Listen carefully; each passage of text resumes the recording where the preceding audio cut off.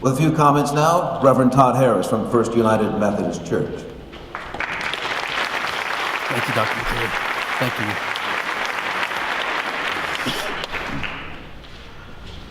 Well, good afternoon, friends and neighbors. It is great to see you today. It is truly an honor to welcome you to this great celebration of the legacy of a truly remarkable man, Dr. Martin Luther King Jr. Today, your presence here is not just a dream come true. Today, your presence here is a prayer come true.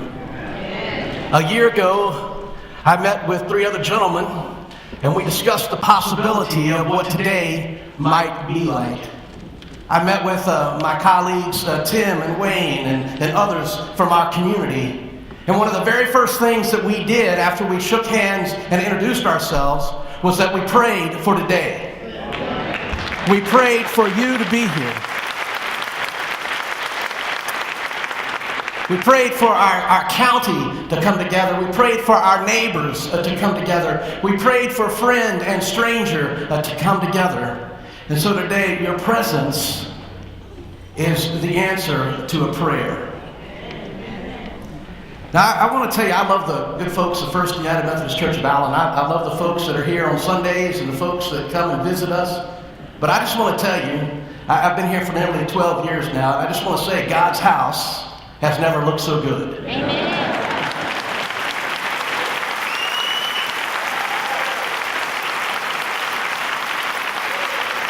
Yeah, God's house has never looked so good.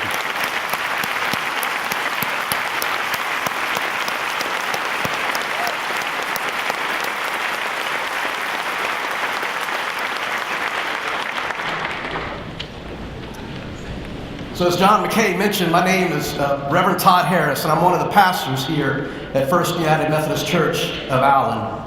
And on behalf of our congregation, on behalf of our staff, I welcome you to our church.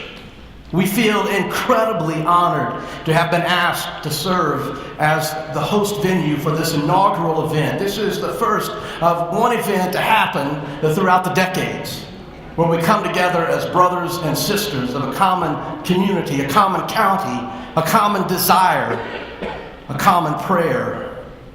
Our congregation longs to build bridges between all of God's children as we seek to live in community and harmony together. And you see the bridge over here on the side of our platform. That bridge is part of a worship series that we're are a part of at this time. And it's called Building Bridges. Building bridges beyond the walls of our church. Building bridges with people of color. Building bridges with people of all faith traditions. We believe that we are called to be builders of bridges.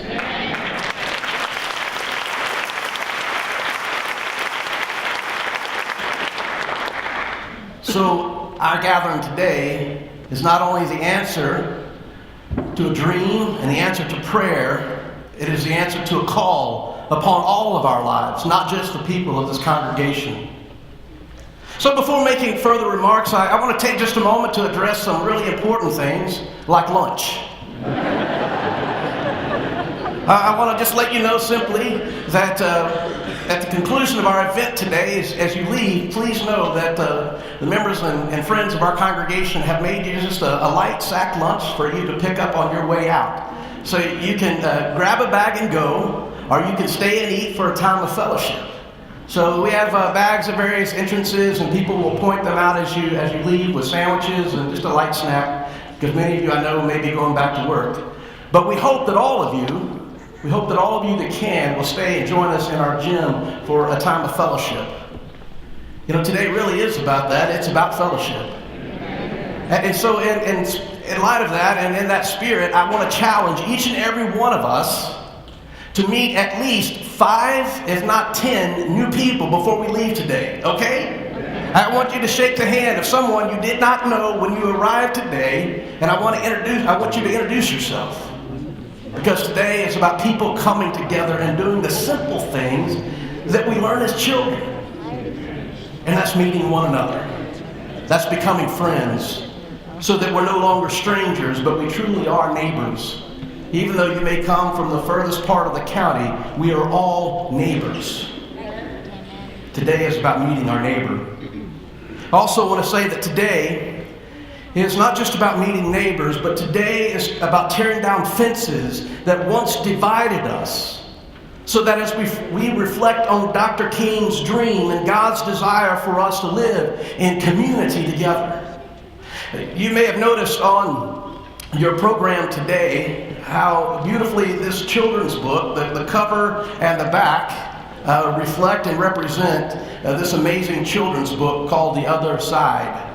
I'm embarrassed to say I was not familiar with this book until a couple of months ago when a friend of mine brought it to me to share with me a vision for this event today. I should have done what every spouse does. I should have asked my wife, who was a third grade school teacher. I said, honey, have you heard of this book?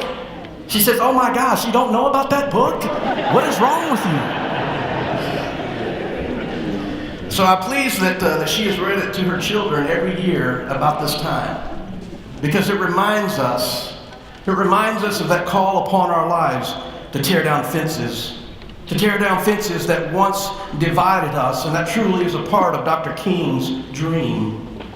The title of the book is The Other Side.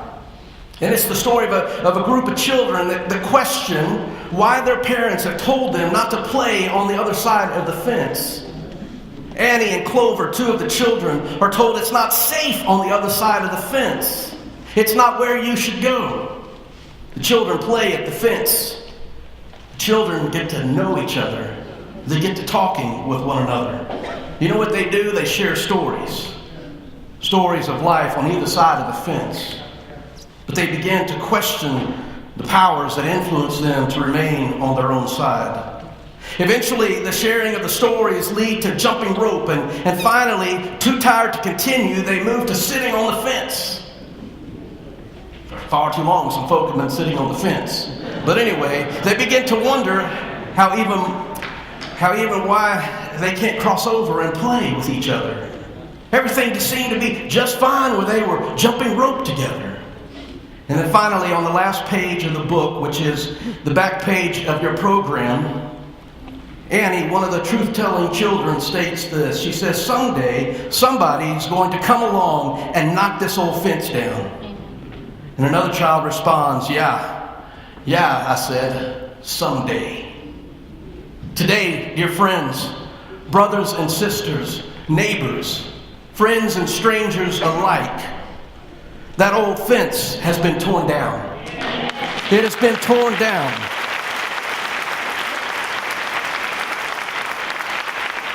Today we celebrate that we are able to gather in this house of worship as sisters and brothers to claim that we are all called the beloved children of God, that we are created in God's image, and God sees no color. God only sees that very image that God has placed in each one of us, reminding us how we are called to see each other. It is an image that knows no color, but simply knows the image of God that is in every person. Today, friends, we gather together to celebrate the dream of Dr. King, that fences would come down and bridges would be built so that all of us might walk hand in hand together. Friends, I celebrate the fact that in our country, persons of color have risen to lead such cities as Fairview and Plano. That persons of color have raised into positions of power and influence in our government, our state representatives, our houses of representatives, and even a person of color has risen to the highest office in the land. I celebrate the progress that we have made.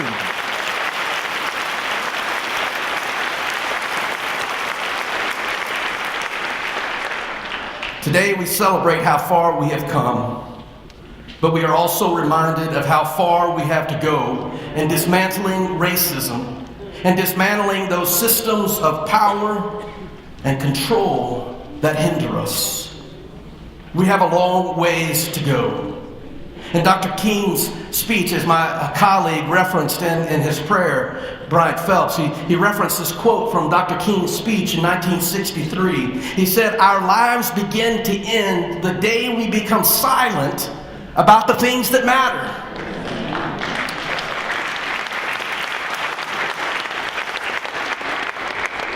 Today, our coming together reminds us to never be silent. Our coming together today is a way of voicing our collective voices and saying injustice anywhere is injustice everywhere. Our coming together joins our collective voices not only in singing to God, but it brings us together and unites our collective voices that say we want a different way of life, that we want to live in community, we want to live in harmony. It reminds us that we are called to walk together, hand in hand, arm in arm, standing up for each other, regardless of the color of our skin. Today is a reminder that our lives begin to end the day we become silent about things that matter. Our coming together today reminds us of how we are to live the other days of the week. So often when I think about Sunday, I think Sunday is our day of practice of how we're to live every other day of the week. And friends, today is rehearsal and practice for how we are to live every day of the year. Let not today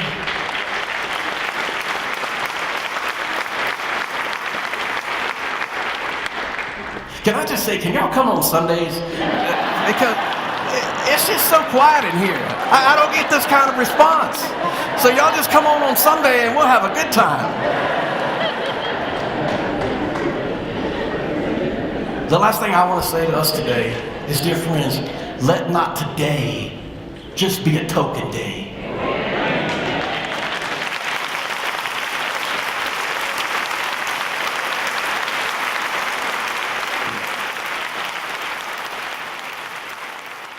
Thank you.